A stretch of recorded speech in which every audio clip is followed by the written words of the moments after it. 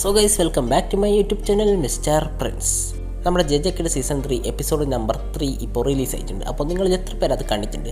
പക്ഷേങ്കിൽ അത് കണ്ടിട്ട് പലർക്കും പല കാര്യങ്ങളും മനസ്സിലായിട്ടുണ്ടാവില്ല. പ്രത്യേകിച്ച് ഈ കള്ളിങ് ഗെയിമിൻ്റെ റൂൾ എന്താണെന്ന്. അതിൽ റൂൾസും കാര്യങ്ങളും മാത്രമൊന്നുമല്ല പറയുന്നത്. പക്ഷേ നമ്മൾ ഇന്നത്തെ വീഡിയോയിൽ നമ്മുടെ കള്ളിങ് ഗെയിമിൻ്റെ റൂൾസ് കൃത്യമായിട്ട് നിങ്ങൾക്കൊന്ന് പറഞ്ഞു തരാൻ നോക്കാം. എന്താണ് ഈ കള്ളിങ് ഗെയിം? അതാണ് നമ്മൾ ഇന്നത്തെ വീഡിയോയിൽ നോക്കാൻ പോകുന്നത്. അപ്പോൾ അതറിയാൻ താല്പര്യമുള്ള ഒരു വീഡിയോ മുഴുവനായിട്ട് കാണുക. അതുപോലെ തന്നെ നമ്മുടെ ചാനൽ ആദ്യമായിട്ട് കാണുന്ന കൂട്ടുകാരുണ്ടെങ്കിൽ നമ്മുടെ ചാനലൊന്ന് സബ്സ്ക്രൈബ് ചെയ്ത് ആ ബെല്ലൈക്കൻ എനേബിൾ ചെയ്ത് ഓൾ നോട്ടിഫിക്കേഷൻ ഒന്ന് സെറ്റ് ചെയ്ത് വെക്കുക. എന്നാൽ മാത്രമേ ഞാൻ അപ്ലോഡ് ചെയ്യുന്ന ഇതുപോലത്തെ വീഡിയോസ് നിങ്ങളിലേക്ക് കൃത്യമായിട്ട് എത്തിക്കുള്ളൂ. എന്നാൽ നമ്മൾ അധികം പറഞ്ഞു ഉറപ്പിക്കുന്നില്ല, നമുക്ക് നേരിട്ട് വീഡിയോയിലേക്ക് പോകാം. ഈ കള്ളിങ് ഗെയിം എന്ന് പറയുന്നത് നമ്മുടെ കെഞ്ചാക്കുയുടെ ഒരു വലിയ പ്ലാനാണ്. ഇതിനു വേണ്ടിയിട്ട് നമ്മുടെ ജപ്പാൻ മുഴുവനും ഒരു ബാറ്റിൽ ഫീൽഡായിട്ട് നമ്മുടെ കെഞ്ചാക്കു മാറ്റുന്നുണ്ട്. ജപ്പാനിലെ 10 ഏരിയാസ് ഒരു വലിയൊരു ബാരിയറിൻ്റെ ഉള്ളിലാക്കിയിട്ട് അതിനകത്തുള്ള എല്ലാ സോസറേഴ്സിനെയും ഈ ഗെയിമിലെ പ്ലെയറാക്കി നമ്മുടെ കെഞ്ചാക്കു മാറ്റുന്നുണ്ട്. അപ്പോൾ ഈ ബാരിയറുകളിൽ ആരൊക്കെയാണോ ഉള്ളത് അവരൊക്കെ ഒരു പ്ലെയറായി മാറുന്നതായിരിക്കും, പ്രത്യേകിച്ച് കേഴ്സഡ് എനർജി ഉള്ളവർ.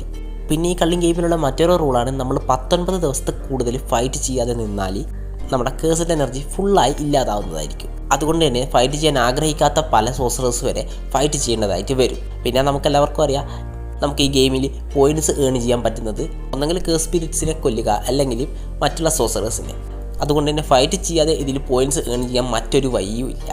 അതുകൊണ്ട് തന്നെ എല്ലാവരും ബാറ്റിൽ ഏർപ്പെടേണ്ടതായിട്ട് വരും. പിന്നെ ഇവിടെയുള്ള ഒരു കാര്യം എന്ന് വെച്ചാൽ, നമുക്കറിയാം ജപ്പാനിൽ ഒരുപാട് നോൺ സോസറേഴ്സ് ആയിട്ടുള്ള പീപ്പിൾ ഉണ്ട്. അവർ കൂടുതൽ സമയം ഒരു ബാരിയറിൻ്റെ ഉള്ളിൽ നിൽക്കുകയാണെങ്കിൽ ഒന്നെങ്കിൽ പ്ലെയറായി മാറുകയോ അല്ലെങ്കിൽ എറേസ് ചെയ്യപ്പെടുകയോ ചെയ്യും. പിന്നെ ഇവിടെയുള്ള ഏറ്റവും വലിയ പ്രശ്നം എന്ന് വെച്ചാൽ, നമുക്കിപ്പോൾ കള്ളിങ് ഗെയിം അവസാനിപ്പിക്കണം എന്ന് വിചാരിച്ച് നമ്മൾ കെഞ്ചാക്കുവിനെ പോയി കൊന്നാൽ പോലും ഈ ഗെയിം ക്യാൻസൽ ആവുന്നതായിരിക്കില്ല. കാരണം അതിന് വേണ്ടിയിട്ട് നമ്മുടെ കെഞ്ചാക്കു ഒരു ബൈൻഡിങ് വാൾ ക്രിയേറ്റ് ചെയ്ത് വെച്ചിട്ടുണ്ട്. അതുകൊണ്ട് തന്നെ ഒരു സോസറേഴ്സിനും ഇത് സ്റ്റോപ്പ് ചെയ്യാൻ പറ്റില്ല. ഈ ഗെയിം ഫിനിഷ് ചെയ്യുക എന്നുള്ളത് മാത്രമാണ് ഇവരുടെ ഏക ഒരു ഓപ്ഷൻ. അതുകൊണ്ട് തന്നെ നമ്മുടെ കെഞ്ചാക്കുവിന് ഒരു ഗെയിം മാസ്റ്റർ എന്നൊന്നും പറയാൻ പറ്റില്ല. മറ്റുള്ള പ്ലേയേഴ്സിനെ പോലെ തന്നെ സാധാ ഒരു പ്ലെയർ, അത്രമാത്രമേ നമ്മുടെ കെഞ്ചാക്കുവിനും ഈ ഗെയിമിൽ റോളുള്ളൂ. അപ്പോൾ ഇത്രയും കാര്യങ്ങൾ നമ്മൾ കള്ളിങ് ഗെയിമിൻ്റെ മെയിൻ ആയിട്ടുള്ള റൂൾസ്. ഇതിലേക്ക് വേണമെങ്കിൽ പുതിയ റൂൾസ് ആഡ് ചെയ്യാവുന്നതാണ്. കാരണം ഒരു ഫൈറ്റ് നമ്മുടെ ഈ ഗെയിമിൻ്റെ അകത്ത് പ്രത്യേകിച്ചുള്ള മാറ്റങ്ങളൊന്നും കൊണ്ടുവരുന്നില്ലെങ്കിൽ ഇതിൽ പുതിയ റൂൾസ് ആഡ് ചെയ്യുന്നതായിരിക്കും. ആ റൂൾസ് നമ്മുടെ ഗെയിമിൻ്റെ സിറ്റുവേഷൻ അനുസരിച്ചായിരിക്കും ഓരോരുത്തർ ക്രിയേറ്റ് ചെയ്യാൻ പോകുന്നത്. അപ്പോൾ ഇതൊക്കെയാണ് മെയിനായിട്ട് നമ്മുടെ കള്ളിങ് ഗെയിമിൻ്റെ റൂൾസ്. അപ്പോൾ ഇതിലെന്തെങ്കിലും തെറ്റുണ്ടെങ്കിൽ നിങ്ങൾക്ക് കമൻറ്റ് ചെയ്ത് അറിയിക്കാവുന്നതാണ്. അതുപോലെ തന്നെ വീഡിയോ ഇഷ്ടപ്പെട്ടിട്ടുണ്ടെങ്കിൽ നമ്മുടെ ചാനൽ സബ്സ്ക്രൈബ് ചെയ്യുക, ആ ബെല്ലൈക്കൻ അനുസരിച്ച് ഓൾ നോട്ടിഫിക്കേഷൻ സെറ്റ് ചെയ്ത് നോക്കുക. പെട്ടെന്ന് തന്നെ 7K അടുപ്പിക്കാൻ ഒന്ന് സഹായിക്കുക. അപ്പോൾ ഇന്നത്തെ വീഡിയോ ഇത്ര മാത്രമേ ഉള്ളൂ. മറ്റൊരു ദിവസം മറ്റൊരു വീഡിയോ കാണുന്നവരെ ബൈ ബൈ.